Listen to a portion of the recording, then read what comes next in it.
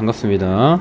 목소리 잘 들리시는지 체크 한 번만 할게요. 목소리 잘 들리시는 분들 1번 한 번만 입력 부탁드리겠습니다. 네, 인사 주셔서 감사드리고요. 좋습니다. 자, 바로 라이브 시작해 보도록 할게요. 그리고 들어오신 분들 좋아요 한 번씩만 좀 부탁드리고요. 오늘도 어느 때와 다름없이 시황 한번 풀어드리고 차트 분석, 그 다음에 우리가 체크해야 될 주요 이슈들 짚고 넘어가면서 방송 마치도록 하겠습니다. 네, 그럼 바로 시황을 체크해 보도록 할게요. 일단 비트코인 차트적으로 보면은 올릴 자리에서 못 올렸다고 제가 말씀을 드렸어요. 원래 주봉 마감이 윗꼬리를 다 먹은 상태로 끝났어야, 즉 봉이 요렇게 나왔어야, 자 그림이 좀 이상하죠? 근데 그냥 다 채워졌다고 생각합시다. 이렇게 기다란 양봉이 나와서, 아니 그림이 잘 안 그려져요. 나 왜 이런지 모르겠네. 요렇게 아무튼 나와서 전주, 그러니까 2주 전에 윗꼬리를 다 먹었어야 매도세를 소화한 걸로 우리가 해석을 할 수 있는데 그러지를 못했다. 그렇다면 선을 하나 그어볼 수 있겠죠. 이 윗꼬리 달렸던 구간에 하나, 두 개 긋습니다. 이런 식으로 넘어줘야 될 구간을 우리가 단기적으로 체크해 볼 수가 있다. 이제 일봉으로 바꾸면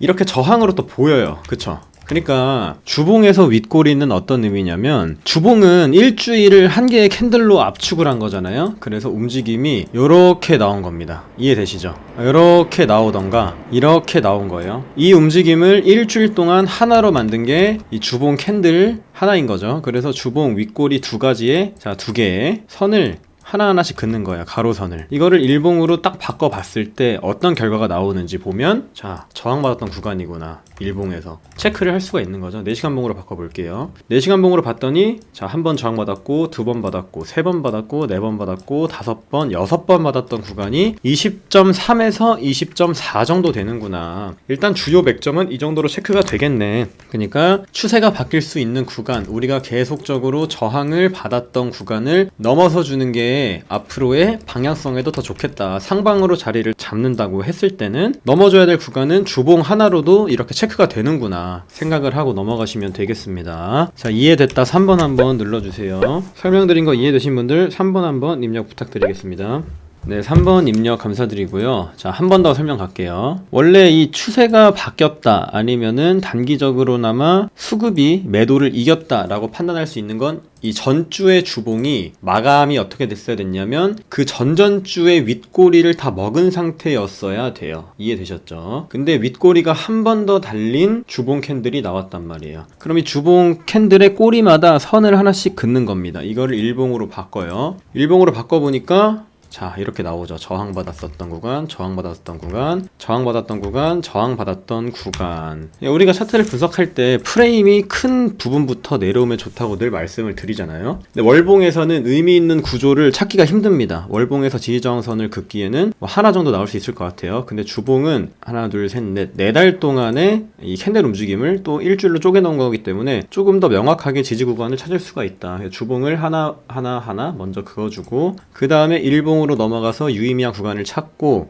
만약에 내가 단기 트레이더라면 그 다음에 또 4시간 봉으로 내려가서 의미 있는 구간을 찾는 식으로 이렇게 프레임을 낮추면서 분석을 하시면 저는 조금 더 도움이 될 거라고 일단 생각은 하고 있습니다. 자, 이제 시황 설명해 보도록 할게요. 일단 오늘 시황은 사실 큰 내용이 없어서 어제 있었던 주요 이슈들을 좀 정리를 해왔고, 그 다음에 증시가 왜 하락했는지를 설명을 드렸어요. 일단은 표면적인 이유를 살펴보도록 하면, IMF에서 어제 회의가 있었죠. 근데 성장 전망을 하향했어요. 세계 경제는 앞으로 우리가 원래 측정했던 기준치보다 조금 더 낮게 성장할 것 같다, 하향 조정을 했다는 얘기죠. 왜 하향 조정을 했을까? 인플레이션 우려, 그리고 연준에서 고강도 긴축을 할 거라는 스탠스는 바꾸지 않았기 때문에. 그리고 고강도 긴축을 계속 하고 있는데 영국에서 그 실업수당 청구 건수가 엄청 높게 나왔었죠. 경기 침체 우려까지 합쳐진 상황이에요. 그래서 일각에서는 이거를 어떻게 얘기하냐? 스태그플레이션일 수도 있다라고 얘기해요. 혹시 스태그플레이션이 뭔지 아시는 분들 계시나요? 나는 스태그플레이션이 뭔지 모른다 2번 한번 눌러주세요. 스태그플레이션이 모른다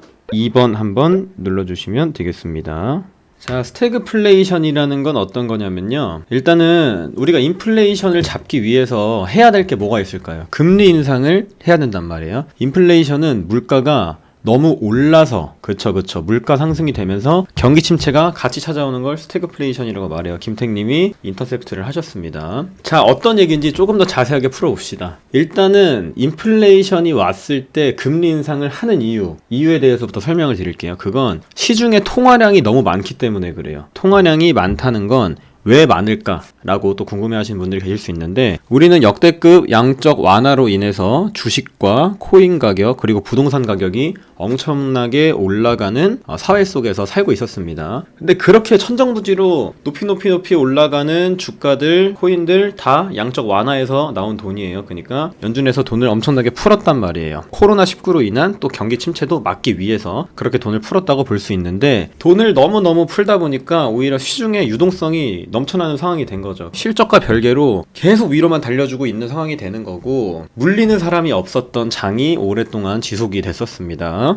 근데 이제 이 시장에 풀린 유동성이 너무나도 많다 보니까 물가까지 함께 위로 상승을 해주는 그런 시대가 찾아온 거죠. 이 물가를 잡기 위해서는 시장의 유동성을 좀 회수를 해야 되는 게 원래 기본적인 경제학의 원리입니다. 그래서 연준에서는 인플레이션을 잡기 위해서 당연하게 금리 인상을 하는 게 맞아요. 네, 이해되셨죠? 근데 금리 인상을 1980년대 이후로 사실 제일 강력한 기조를 유지하고 있는 거거든요. 이렇게 빠르게 금리 인상을 하는 건, 너무 빠르게 금리 인상을 하다 보니까 지금 우리가 간과하고 있던 한 가지 이슈가 있죠. 에너지 이슈인데, 그게 러시아랑 우크라이나랑 지정학적 그 전쟁으로 인해서 공급난이 조금 벌어졌었어요. 그래서 물건을 만드는 데는 당연히 에너지가 필요하고 원자재가 필요하고 등등등 들어가는 게 많은데, 공급이 똑바로 되지 않으니까 오히려 생산 비용은 늘어나게 되는 거죠. 생산 비용이 늘어나면 원래 비싸게 팔아야 되잖아요, 물건을. 이해되셨죠? 물건을 비싸게 팔아야 되는데 금리 인상을 해서 시장의 유동성이 없어지는 상황이 겹쳐버리니까 두 가지가 안 맞는 거예요. 그러니까 원래 저울이 딱 맞아야 되는데 이 두 가지가 섞여버려서 경기 침체도 있는 상황이고 물가도 비싼 상황이 돼버리는 거죠.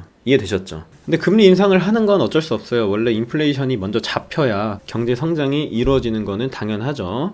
물가가 좀 내려가야 사람들이 소비도 하고 할 테니까요. 무튼 간에 금리 인상이 계속되면서 물가까지 같이 오르는 거는 이 스태그플레이션이라고 보시면 되겠습니다. 인플레이션은 물가만 오르고 있는 거, 뭐 이런 느낌으로 이해를 하시면 돼요. 그래서 일각에서는 스태그플레이션이 찾아올 수도 있다, 이렇게 얘기를 하는 겁니다. 근데 이게 좀 과한 표현이기는 해요, 사실. 근데 에너지를 수입하는 나라들은 걱정할 만한 부분이기는 하죠. 에너지 수입의 의존도가 높은 나라들은 충분히 걱정할 만한 이슈다, 뭐 이런 느낌으로 생각을 해주시면 되겠습니다. 매크로 상황은 좋지 않은데 일단 기술적인 지표들이 저점을 가리치고 있고, 그리고 추가적인 수요를 받을 수 있는 구간에 차트가 도달을 했기 때문에 단기적인 반등은 나오고 있는 거다. 4시간 봉으로만 보더라도 이 전저점 부근이잖아요, 지금 비트가. 전저점 부근에서 이렇게 보조지표가 저점을 나타내주면서 기존에 수급이 들어왔던 구간보다 더 들어왔어요. 거래량을 체크를 해보시면 단기적인 반등 정도는 기대를 해볼 수가 있는 상황이구나 라는 거고, 그럼에도 매크로적인 이슈는 해결된 게 없기 때문에 단발성으로 좀 바라보는 게 좋지 않을까, 이런 느낌으로 말씀을 드린 거죠. 어쨌든 간에 어제도 나스닥이 갑자기 급하락 전환을 했어요. 근데 왜 그랬냐면 BOE에서 얘네가 영국 중앙은행, 얘네가 시장 개입을 한다고 했어요. 너무 파운드화가 박살나니까 시장 개입을 해서 좀 이제 유동성적인 부분을 해결을 해보겠다라고 한 건데, 이게 좀 길어질 줄 알았거든요. 근데 원래 예정대로 14일 날까지만 한다고 하니까 증시에서는 그러면 더 이상 주식시장으로 들어올 돈이 없겠는데? 라고 판단을 해서 다시 상승분을 반납을 했다고 보시면 되겠습니다. 그런 결과로 나스닥이 5일 연장 하락하면서 약세 형국이 지속이 되고 있다. 그래서 우리가 지금 해결해야 될 문제들이 뭐냐, 그러니까 우리가 해결할 순 없지만 조금 주목해야 될 이슈들을 체크를 해보면 경기 불확실성이 있겠고, 그리고 긴축 부담감이 있겠죠. 그리고 기업 실적 발표도 있죠. 지금 3쿼터 때 하는 기업 실적들 발표가 예정되어 있는 상황, 그리고 CPI도 체크를 해봐야 되고요. 그리고 그 스위스 은행 뭐였죠? 그 스위스 은행 파산 위기에 처한 그 있잖아요. 스위스 크레디스였나? 아무튼 그 이슈도 제가 정리해서 한번 풀어드리도록 할 테니까 우리가 체크해야 될 이슈는 한두 가지가 아니다 라는 정도로 이해를 하고 계시면 되겠습니다. 그리고 좋아요 한 번씩만 좀 부탁드리도록 할게요. 자, 다음 크레디트 스위스. 맞아요, 크레디트 스위스. 전 요거 좀 재밌게 봤거든요, 이 이슈. 이거 올려드린 거 보신 분 계시나요? 카카오뱅크에서 자기들이 우리사주, 맞아, 우리사주를 매입하라고 했어요. 그 자사주였죠, 이 우리사주가 카카오뱅크. 근데 공모가 위로 이제 갈 줄 알고 돈을 막 넣었는데 개인당 6.6억까지 구매 가능하다고 이렇게 한 거예요. 그래서 영끌을 해서 6.6억을 사고 이제 뭐 잘 안 되니까 저거를 한 거죠. 대출까지 해준 거죠, 카카오뱅크에서. 근데 연이자가 초저금리 5% 기준으로 계산을 해도 2천만 원이고 달러 따지면 160이다. 그래서 억대 연봉자도 거지처럼 살 수 있는 그런 환경이 조성이 되었다. 카카오뱅크가 뭐라고 해야 될까? 사람들을 좀 뭐 노예처럼 부리려고 한다라는 이슈가 있더라고요. 카카오뱅크랑 뭐 저기 카카오게임즈랑 그 주식들 가격 추이를 살펴보면은 엄청나게 떨어지고 있던데 이 이슈가 얼마나 불거질지 저도 좀 재밌게 보고 있긴 합니다. 물론 이 상황에 처하신 분들은 정말 안타깝다는 생각이긴 하지만 카카오가 이렇게 화두로 떠오를 줄은 사실은 몰랐죠. 그리고 이 청산맵 현황을 또 살펴보도록 할 텐데 이렇게 지금 가격대에서 바로 떨어지기에는 쌓여있는 숏 물량이 너무나도 많습니다. 대략 한 2만 달러 정도대 20K 정도에 쌓여있는 물량일 것 같은데 과연 얘네를 냅두고 내려갈지는 전 좀 의문이 있기는 해요. 롱이든 숏이든 청산 물량이 이렇게 과하게 쌓였던 순간엔 저는 살려두는 경우를 많이 보지는 못했거든요, 개인적으로. 그리고 BOE에서 또 시중은행들에게 14일 이후에도 채권 매입이 지속될 수 있음을 알렸다. 근데 이게 유료 기사로 나왔던 거라서 제가 원문은 못 퍼왔어요. 그냥 누가 올려준 거 포워딩만 해온 거고, 만약에 이렇게 채권 매입을 지속한다고 했을 때는 제가 어제 짚어드린, 그러니까 어제 이슈들을 짚어드린 부분에서 BOE의 시장 개입이 14일날 끝난다고 하자 하락 전환이 된 거란 말이에요, 증시가. 근데 다시 BOE에서 개입을 한다고 해주면 단기적인 반등의 근거는 좀 될 수 있지 않을까라는 정도로 생각을 하고 있습니다. 즉 정리를 해보자면 일단 비트코인 차트적으로 전저점 부근에서 수급이 들어왔던 것 이상으로 더 터져줬기 때문에 거래량이 터져주면서 유의미하게 지금 3번 정도 바닥을 지켜주고 있는 자리죠. 그리고 기술적 반등이 나올 수 있는 위치기도 해요. 뭐 반등이 저는 그렇게 크지 않을 거라고 생각하긴 했지만 이 청산맵을 보아하니 2만대에 물량이 너무나도 많이 쌓여있다. 단기적으로 좀 슈팅은 나와줄 수 있겠다. 근데 시세의 연속성이 부여되기는 힘들죠. 왜냐면 이 시장의 유동성이 좀 부족한 상태라고 저는 느끼고 있거든요. 금리 인상을 쉬지 않고 연속적으로 하고 있는 지금 같은 시기에 사실 유동성이 있다고 말하기에는 좀 애매한 것 같고, 시장 유동성이 없어서 누군가 신규로 달려들 개미들이 좀 없다고 해야 될까요? 그러니까 세력이 가격을 올리잖아요. 뭐 이런 식으로 올리잖아요. 이런 식으로. 이거는 개미가 할 수 있다고 생각하십니까? 혹시 여러분들? 개미가 이렇게 올릴 수 있다? 저는 반대입니다. 저는 개미가 이 시가총액, 전 세계 시가총액 20위 안에 드는 자산을 이렇게 올릴 수는 없다고 생각을 해요. 가격을 올릴 때는 같이 올린다고 생각을 합니다. 그러니까 세력이 방향을 정해주면 신규 유동성이 공급이 되면서 개미들이 막 달려들면서 같이 올려주는 게, 이런 폭등의 형태는 저는 좀 그렇다고 보고 있는데, 지금 이렇게 지지부진한 박스권 형태에서 세력 형님들이 올려준다고 해도 추세가 변곡되기는 어려울 거라는 얘기죠. 단발성으로 숏 물량이 쌓여있는 20K대 정도까지 뭐 따지자면은 요 정도 되겠네요. 요 정도까지는 슈팅이 한번 나와줄 수도 있지 않을까라는 게 저의 생각입니다. 청산맵을 봤을 때, 그리고 차트적인 단기 관점에서 반등이 나올 만한 구간이기도 하고, 그 다음에 BOE에서 다시 시장 개입을 한다고 해주면 분위기가 반전될 수 있는 요소로 좀 쓰일 수는 있을 것 같아요, 이 내용이. 뭐 이런 3가지 이유들로 일단은 반등을 보고 있기는 합니다. 저는 개인적으로 그래요. 그리고 우리가 또 주목해야 될 이슈에 대해서 제가 정리해서 설명을 드릴 테니까 잠깐만 기다려 주시면 되겠습니다. 혹시 말씀드린 부분이 이해가 되신 분들 3번 한 번만 눌러주시면 되겠습니다. 말씀드린 게 이해되신 분들 3번 한 번만 눌러주세요. 자, 아무튼 간에 현재 시장은 CPI 발표를 앞둔 채로 관망세가 좀 강하다. 근데 CPI가 저는 예상치를 일단 상회할 거라고 생각은 하고 있기는 해서 약간 CPI 전까지 올렸다가 내리는 그림이 나와주지 않을까라는 느낌으로 시장을 바라보고 있기는 합니다. 그리고 전쟁 관련해서는 아직은 풀어지는 부분이 없어서 딱히 뭔가 기대를 하셔라 라고는 말씀을 못 드리겠어요. 그리고 인플레이션 지표들 잘 체크를 하시고, 그 다음에 과한 비중으로 트레이딩 하는 거는 추천드리고 싶지 않습니다. 이렇게 반등을 보고 있다고 하더라도 매크로적인 상황이 썩 좋지는 않잖아요. 그래서 그냥 어떤 유튜브가 지금 뭐 이런 이유로 올라간다고 했으니까 내가 100%로 여기서 뭐 알트를 사야지 아니면은 비트를 사야지 뭐 롱을 쳐야지 이런 생각을 하고 계신 분들이 있을 수도 있어요. 근데 과한 비중으로 트레이딩 하시는 건 추천드리고 싶지 않고요. 만약에 지금 매크로 상황이 박살나지 않았으면 저는 지금 가격대에서 권장 매수를 드렸을 것 같습니다. 지금 가격대에서 권장 매수를 드렸을 것 같아요. 역사적으로 하락장에서 매수 사인을 냈던 지표들이 다 바이 신호가 뜨기는 했는데 지금 매크로가 너무 안 좋아서 하방을 더 열어두는 게 맞을 것 같다는 생각이 듭니다. 비트코인은 왜냐하면은 경기 침체를 겪어본 적이 한 번도 없거든요. 처음 겪는 거란 말이죠. 우리 비트는. 저는 일단 하방 관점을 한 번 더 좀 열어두겠습니다. 20K를 좀 갔다가 CPI가 높게 나오면서 한 뭐 12K 정도까지 갔다가 이렇게 가주면은 좋을 것 같아요. 이런 느낌으로.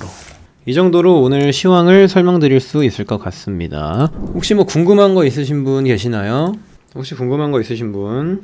대략적인 시황이랑 뭐 차트적인 관점 그리고 우리가 체크해야 될 부분들은 방송에서 다 풀어드렸습니다. 이해가 안 되시는 분들 계시면은 텔레그램에 올려드린 글 한 번씩 더 정독해 주시기를 바랄게요. 매매 시간? 개인적으로 선호하는 시간은 없고요. 수면은 잘 잡니다. 그리고 저는 수면 매매는 안 하는 편이에요.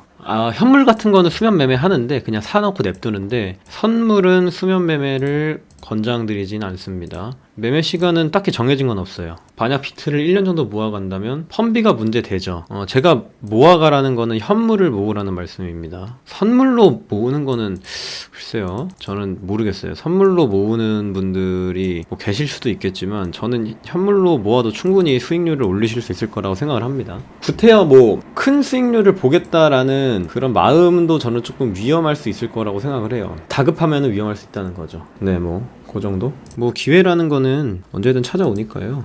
뭐 다급하게 생각 안 하셔도 되겠습니다. 비트게 현물로 하면 펀비 문제는 없는 걸로 알고 있습니다. 제가 알기론. 현물 모으실 거면은 국내 거래소에서 하셔도 뭐 괜찮지 않을까요? 현물 모으실 거면 국내 거래소에서 하셔도 저는 된다고 생각합니다. 현물 비트 불장 오면 비트 매도 후 알트 들어가는 게 정석인가요? 네, 정석입니다. 그러니까 불장이 어떤 메커니즘으로 찾아오는지 제가 좀 적어드릴게요. 일단은 비트에 수급이 쏠립니다. 처음에는. 그 다음에 비트가 고점을 찍고 횡보를 하면서 이제 세력 형님들 익절을 합니다. 이제 알트들은 그때 바닥이에요. 이제 알트에 수급이 쏠려요. 비트에서 돈이 빠지면서 윗부분 글씨가 안 보인다고요? 자, 이제 알트가 떡상, 알트 고점에서 세력 차익 실현하고 불장 끝 이렇게 보시면 됩니다. 처음에는 비트에 수급이 쏠리고 비트가 고점을 찍고 이제 뭐 횡보를 해요. 이제 분배 과정이 일어나는 거죠. 그때 이 형님들이 돈을 빼고 알트들의 돈을 넣습니다. 알트들이 막 올라가요. 그럼 사람들이 또 따라타죠. 비트에서 돈이 빠지니까 비트가 막 하락을 합니다. 다 던져요. 이제 사람들이 막 던져요. 이제 개미나 큰 형님들이나 막 던지고 알트들이 떡상을 해요. 알트도 고점에서 분배 과정 나오고 불장 끝 이렇게 보시면 되겠습니다. 보라 한번 봐주실 수 있으실까요? 보라 보겠습니다. 보라가 차트가 되게 이뻤었는데 망가졌네요. 보라 차트도 진짜 좋았었는데 올릴 자리에서 못 올렸어요. 얘는 보라는 마지노선을 280원 정도로 보시면 되겠습니다. 280원 280원을 못 지키면은 밑에까지 쭉 빠질 것 같아요. 네, 280원을 마지막 선으로 보시면 될 것 같습니다. 카운팅 할 때 RSI나 MACD만 보면서도 해도 되나요? 엘리어트 파동을 꼭 알아야 하나요? 카운팅 하실 거면 엘리어트 파동을 꼭 아셔야죠. CPI 발표 저는 부합 아니면 상회로 보고 있기는 합니다. 이더 좀 봐주세요. 이더는 제 기억엔 죽은 걸로 기억이 나거든요. 리플도 좀 볼게요. 이더는요, 제가 표시해 놓은 요 선 있죠. 1057달러에서 1150을 마지노선으로 보시고, 거기가 뚫리면 390달러까지 열려 있습니다. 자, 여기가 뚫리면요, 이렇게 60%는 더 빠질 수 있어요.